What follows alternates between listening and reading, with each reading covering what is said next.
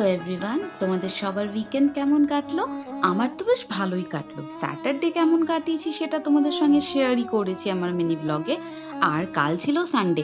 কাল চলে গেছিলাম একটা এমন জায়গায় যেখানে আমি তাকাচ্ছি সেখানেই শুধু সবুজ গাছ আর খোলা মাঠ।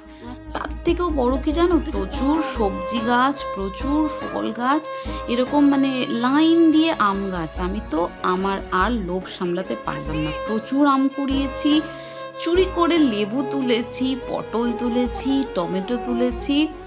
আর এরকম চুরি করে কিন্তু এক্সপিরিয়েন্স আমার ভীষণ ভালো। তোমরা কি কখনো এরকম ফল সবজি চুরি করেছো?